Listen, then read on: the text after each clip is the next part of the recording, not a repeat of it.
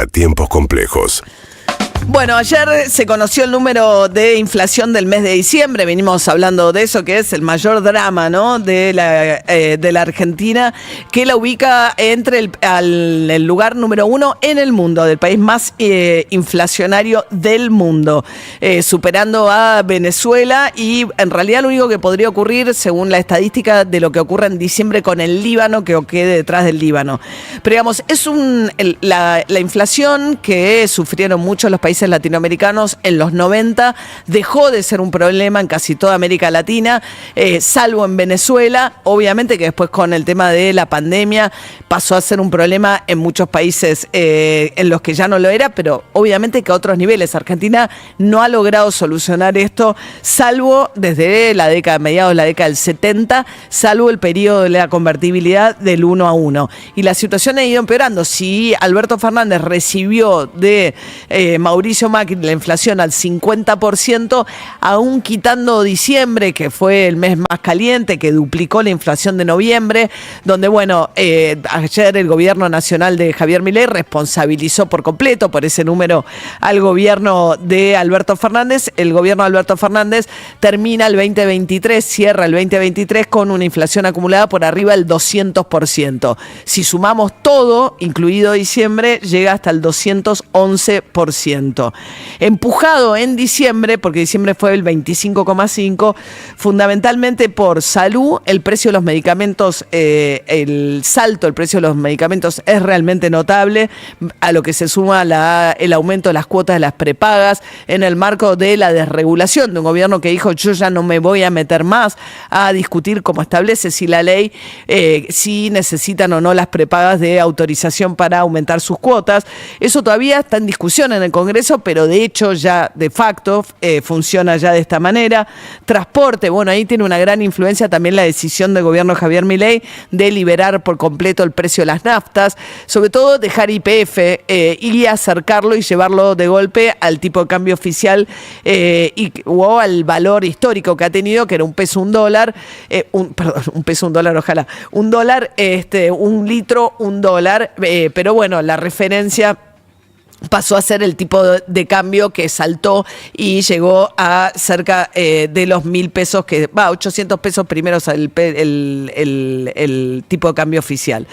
La cuestión es que las naftas pegaron un salto, con eso el transporte, los electrodomésticos y los alimentos. Yo insisto siempre con el punto de que los alimentos además golpean a los sectores populares. Cuando vos tenés saltos muy fuertes en alimentos, lo que tenés es más pobreza y más indigencia. Y si uno mira el 2023 completo, esta tendencia de que alimentos sube por arriba de la inflación promedio se verifica a lo largo de todo el año. Si la inflación fue del 211 a lo largo de todo el año, en comida fue el 251%.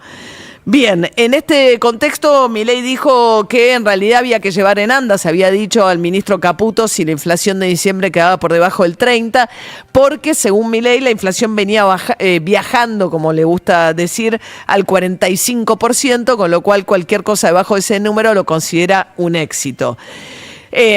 Ayer incluso, bueno, se repartieron culpas respecto del número del mes de diciembre. Me parece que, es evidente el fracaso de Alberto Fernández y de Sergio Massa, y aunque uno haga el recorte hasta el mes de noviembre, es un desastre el número de inflación, a lo que se suma la decisión de Javier Milei del mes de diciembre de devaluar la moneda y llevar el tipo de cambio, duplicarlo, ¿no? El valor del tipo de cambio.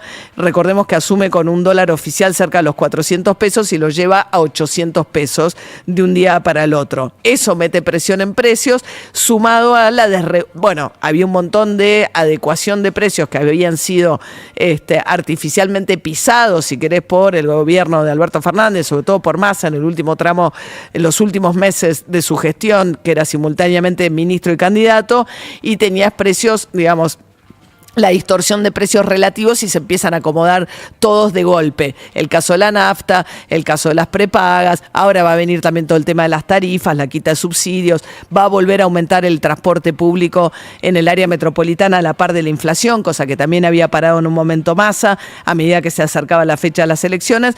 Pero digamos, es cierto que había que acomodar precios, es cierto que el dólar, el tipo de cambio oficial estaba absurdamente bajo y que era insostenible.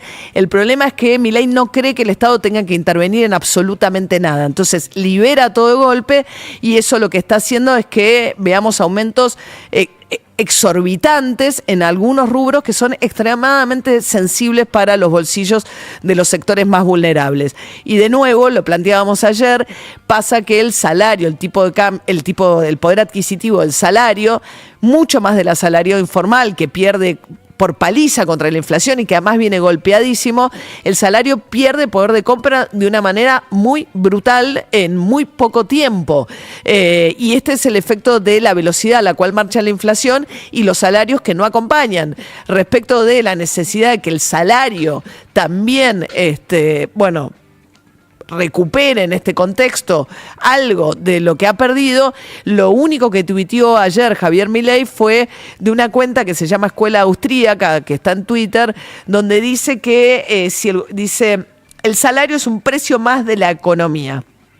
Si el gobierno interviene para tratar de modificarlo al alza o para tratar de protegerlo, dice Milei que el efecto es peor, que lo que hay que hacer es permitir que lleguen inversiones, es la mejor contribución para que los salarios mejoren, con la idea que de la mano de la inversión vendrá el crecimiento y de la mano del crecimiento vendrá el empleo y entonces va a mejorar el valor del salario. Pero esto es algo por lo menos a mediano plazo. O sea, es imposible pensar que esto es inmediato y los precios vuelan día a día. Nos estaba contando recién desde un mayorista de productos de limpieza que ni siquiera hay listas semanales de precios, sino que es día a día el ajuste de precios. Bueno, en esa carrera, Milei no cree que el gobierno tenga que intervenir en nada, no solamente en materia de moderar los aumentos de productos extremadamente sensibles como pueden ser alimentos y medicamentos o el precio del combustible, sino que también cree que no tiene que hacer absolutamente nada para defender el salario o por lo menos mejorar la situación de los sectores más carenciados. En ese aspecto no hay ninguna medida que vaya a tomar el gobierno, a pesar de que estamos cerrando el año más inflacionario de las últimas 3 décadas y los meses por venir, como dijo ayer el propio Adorni, van a ser muy duros. Todavía en materia inflacionaria se calcula enero al 25%, están estimando. Dijo ayer el propio Milei, todavía queda un proceso de reacomodación de precios relativos. Va a seguir un periodo de inflación de números horribles. Eso dijo ayer Javier Milei.